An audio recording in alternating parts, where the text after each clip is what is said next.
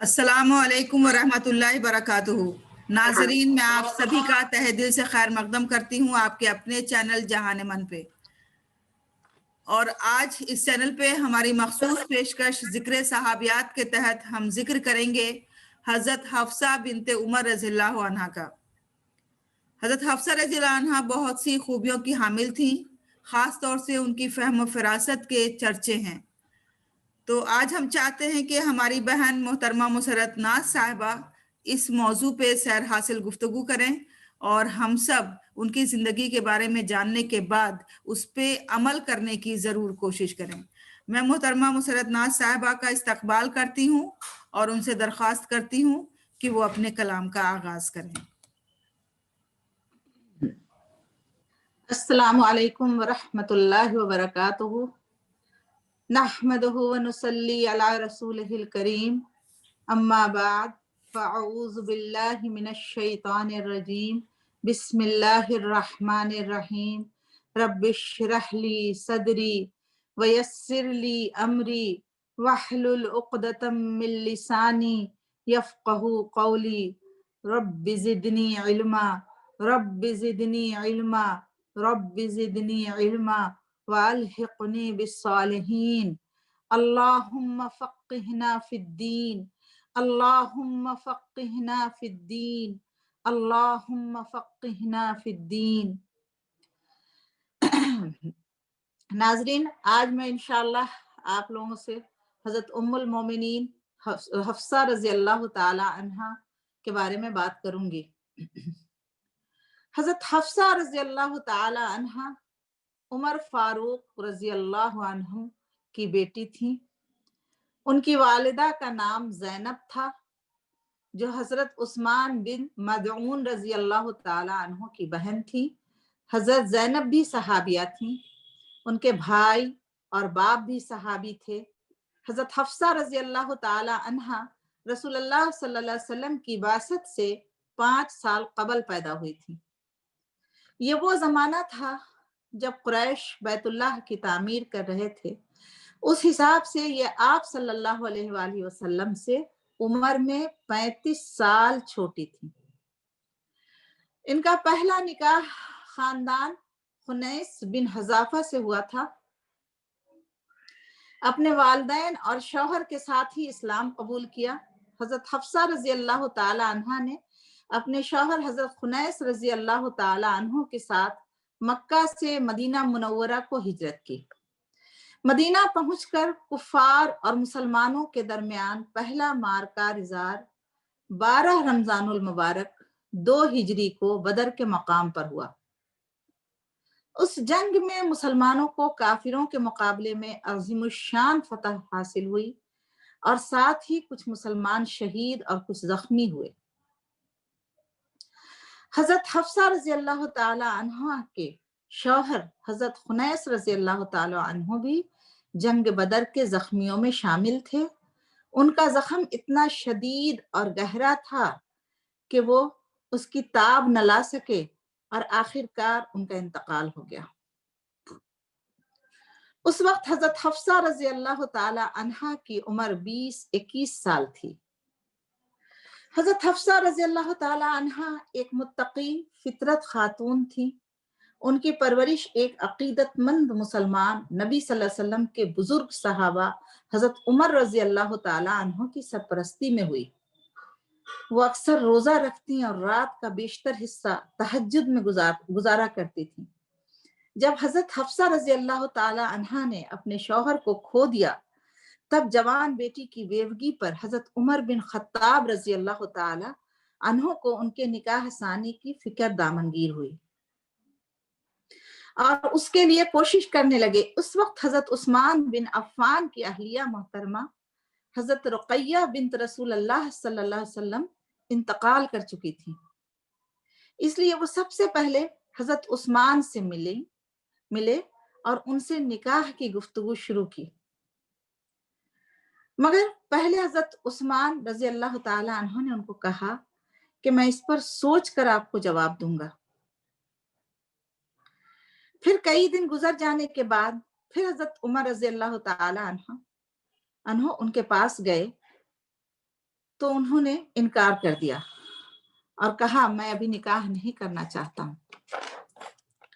حضرت ابو بکر رضی اللہ تعالی عنہ کو ان کے اس جواب سے بہت تکلیف ہوئی۔ وہ حفصہ رضی اللہ عنہ کو اپنے نکاح میں حضرت ابو بکر رضی اللہ تعالیٰ عنہ کے پاس گئے تھے اور حضرت حفصہ کو اپنے نکاح میں لے لینے کی خواہش کا اظہار کیا۔ وہ بالکل خاموش رہے اور کوئی جواب نہ دیا۔ حضرت عمر رضی اللہ تعالیٰ عنہ کو حضرت ابو بکر کی اس عدم توجہی کا بہت احساس ہوا۔ حضرت عمر بھی ابھی اس معاملے کے بارے میں سوچ ہی رہے تھے کہ خود رسول اللہ صلی اللہ علیہ وسلم نے حضرت حفصہ رضی اللہ تعالیٰ عنہ سے نکاح کی خواہش کا اظہار کیا۔ حضرت عمر رضی اللہ تعالیٰ عنہ خوشی سے تیار ہو گئے اور ان کا نکاح ہو گیا۔ آپ صلی اللہ علیہ وسلم کا نکاح حضرت حفصہ رضی اللہ تعالیٰ عنہ سے 3 ہجری میں ہوا۔ بات یہ ہے کہ حضرت عثمان اور حضرت ابو بکر کے انداز گفتگو اور بے التفاتی سے مایوس ہو کر آپ صلی اللہ علیہ وسلم کی خدمت میں آئے اور سارا واقعہ بیان کیا۔ تو آپ صلی اللہ علیہ وسلم نے فرمایا کیا حفصہ کا نکاح ایسے شخص سے نہ ہو جائے جو عثمان سے بہتر ہو اور عثمان کو ایسی بیوی نہ مل جائے جو حفصہ سے بہتر ہو۔ اس ارشاد گرامی کا مطلب یہ تھا کہ حضرت عثمان کا نکاح اپنی صاحبزادی ام کلثوم سے کر دیا جائے اور حضرت حفصہ رضی اللہ تعالیٰ عنہ میرے عقد میں آ جائیں۔ چنانچہ ایسا ہی ہوا، نکاح ہو چکا تو حضرت ابو بکر رضی اللہ تعالیٰ عنہ نے حضرت عمر سے کہا آپ نے مجھے حفصہ سے نکاح کے بارے میں کہا تو میں خاموش رہا، جس کا آپ پر بہت ناگوار اثر پڑا۔ اس خاموشی کی وجہ صرف یہ تھی کہ خود رسول اللہ صلی اللہ علیہ وسلم نے مجھ سے حفصہ کا ذکر کیا تھا اور میں آپ صلی اللہ علیہ وسلم کا یہ راز ظاہر نہیں کرنا چاہتا تھا۔ اگر آپ صلی اللہ علیہ وسلم نے اس خیال کا اظہار نہ فرمایا ہوتا تو میں آپ کو مایوس نہ کرتا۔ حضرت حفصہ کچھ تیز مزاج تھیں، جس بات کو صحیح سمجھتی اس کے لیے رسول صلی اللہ علیہ وسلم سے بھی تیزی سے گفتگو کر لیا کرتی تھی۔ صحیح بخاری میں حضرت علی سے روایت ہے کہ ہم لوگ زمانہ جاہلیت میں عورتوں کو کوئی حیثیت نہ دیتے تھے۔ اسلام نے ان کو بڑا اونچا درجہ دیا اور قرآن حکیم میں ان کے بارے میں آیات نازل ہوئیں تو ہمیں ان کی قدر و منزلت کا احساس ہوا، علم ہوا۔ حضرت عمر رضی اللہ تعالی عنہ سے اسی روایت میں مزید منقول ہے کہ ایک روز میری بیوی نے کسی معاملے میں کوئی مشورہ دیا، میں نے اسے سخت لہجے میں جواب دیا تم کون ہوتی ہو مجھے رائے اور مشورہ دینے والی؟ انہوں نے کہا ابن خطاب تم کو میری یہ چھوٹی سی بات بھی ناگوار گزری، حالانکہ تمہاری بیٹی آپ صلی اللہ علیہ وسلم کو برابر کا جواب دیتی ہے۔ حضرت عمر رضی اللہ تعالی عنہ کہتے ہیں کہ مجھے یہ سن کر بہت افسوس ہوا، میں غصے کی حالت میں اٹھا اور حفصہ کے پاس گیا۔ میں نے جاتے ہی کہا بیٹی میں نے یہ افسوسناک بات سنی ہے کہ تم رسول اللہ صلی اللہ علیہ وسلم کے سامنے تیز مزاجی کا مظاہرہ کرتی ہو اور برابر کا جواب دیتی ہو۔ حضرت حفصہ رضی اللہ تعالی عنہ نے جواب دیا جی ہاں، ہم گھریلو معاملات میں جس بات کو صحیح سمجھتے ہیں اس کے لیے پوری صفائی سے گفتگو کرتے ہیں۔ حضرت عمر رضی اللہ تعالی عنہ نے کہا خبردار، حضرت صلی اللہ علیہ وسلم کے سامنے لب کشائی مت کرو، میں تمہیں عذاب الہی سے ڈراتا ہوں۔ تم عائشہ کی ریس نہ کرو، ان کا حسکا نہ کرو، اس کا باپ تمہارے باپ سے بہتر ہے اور وہ تم سے بہتر ہے۔ حضرت حفصہ رضی اللہ تعالی عنہ پیکر زہد و تقوی اور اخلاق حسنہ کا بہترین نمونہ تھیں، راتوں کو قیام کرنے والی اور دن میں روزے رکھنے والی تھیں۔ ایک روایت کے مطابق وہ وفات کے وقت بھی روزہ سے تھیں۔ اختلاف و بحث سے سخت نفرت کرتی تھیں، ان سے کوئی اولاد نہیں ہوئی، البتہ ان کے شاگردوں اور حدیث سننے والوں کی تعداد اچھی خاصی ہے۔ ان خوشبخت حضرات میں ان کے اپنے بھائی اور جلیل القدر صحابی حضرت عبداللہ بن عمر، بھتیجے حمزہ بن عبداللہ، صفیہ بنت ابو عبید، حارثہ بن وہب، مطلب بن ودایا، ام مبشر انصاریہ اور حارث بن عبد الرحمن رضوان اللہ علیہم اجمعین شامل ہیں۔ حضرت حفصہ رضی اللہ تعالی عنہا سے 60 احادیث مروی ہیں جو انہوں نے رسول اللہ صلی اللہ علیہ وسلم اور اپنے والد محترم حضرت عمر بن خطاب رضی اللہ تعالی عنہ سے روایت کی۔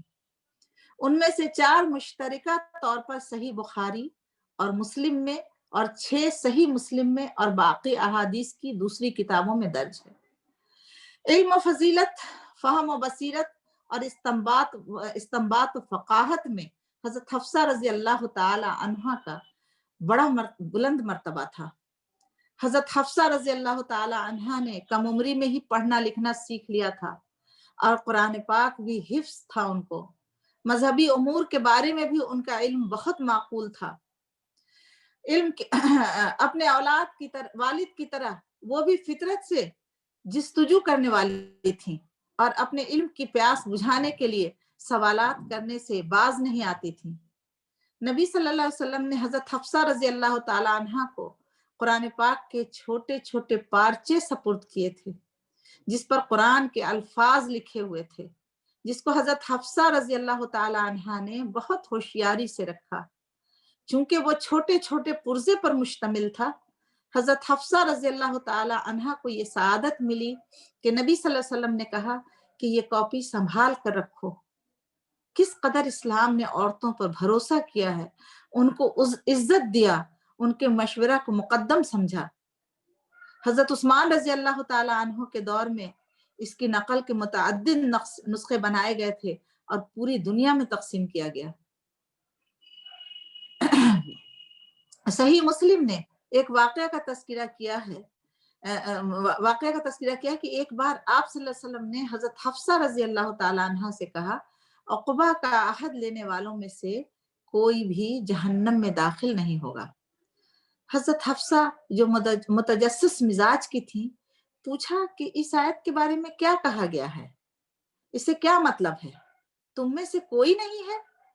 پھر آپ صلی اللہ علیہ وسلم نے اگلی آیت کی طرف اشارہ کیا جس میں کہا گیا ہے، اللہ نیک لوگوں کو بچائے گا اور ظالموں کو اس کے گھٹنوں پر چھوڑ دے گا۔ حضرت حفصہ رضی اللہ تعالیٰ عنہ کو مشاہدے کی گہرائی کا اس قدر احساس تھا جس کی وجہ سے وہ اکثر قرآنی احکامات کی جستجو کو مزید گہرائی سے دریافت کرنے پر مجبور ہو جاتی تھی۔ انہوں نے حضرت معاویہ رضی اللہ تعالیٰ عنہ کے عہد میں مدینہ منورہ میں وفات پائی۔ اس زمانے میں مدینہ منورہ کے گورنر مروان تھے۔ نماز جنازہ انہوں نے ہی پڑھائی، کچھ دور تک جنازے کو کندھا بھی دیا۔ اس کے بعد حضرت ابو ہریرہ رضی اللہ تعالی عنہ جنازہ قبر تک لے گئے۔ حضرت حفصہ رضی اللہ تعالی عنہ کے بھائی حضرت عبداللہ بن عمر اور بھتیجوں عاصم، سالم عبداللہ اور حمزہ نے میت کو قبر میں اتارا۔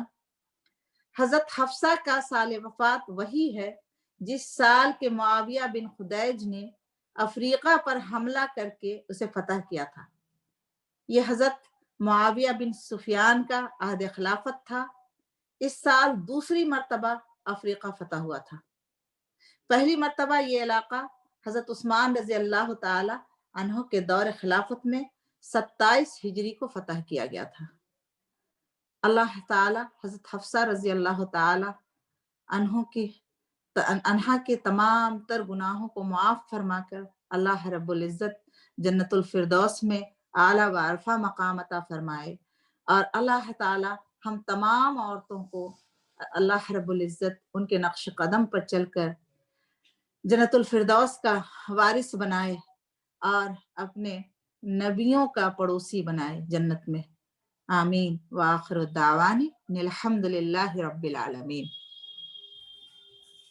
بہت بہت شکریہ آپ کا محترمہ مسرت ناز صاحبہ، آپ نے بہت ہی تفصیل کے ساتھ حضرت حفصہ رضی اللہ عنہ کی زندگی کے بارے میں ہم سب کو بتایا اور خاص طور سے آپ نے ان کی ذہانت کے بارے میں، ان کی فطانت کے بارے میں، ان کے زہد و تقوی کے بارے میں جو باتیں بتائیں وہ یقیناً ہم سب کے لیے مشعل راہ ہیں، کیونکہ ہماری بہنیں گھریلو کام میں الجھ کر کے اس پہلو پہ عام طور پہ کوتاہی ہو جاتی ہے کہ جس میں زہد، تقوی، عبادات، تہجد اور اس طرح کی جو عبادت و ریاضت ہے اس کے پہلو کو نظر انداز نہیں کرنا چاہیے ہم سب کو۔ ہماری صحابیات کا یہی اسوہ ہے، اور خاص طور سے حضرت ام المومنین حضرت حفصہ رضی اللہ عنہا کی زندگی میں ہمیں یہ تمام نصیحتیں ملتی ہیں۔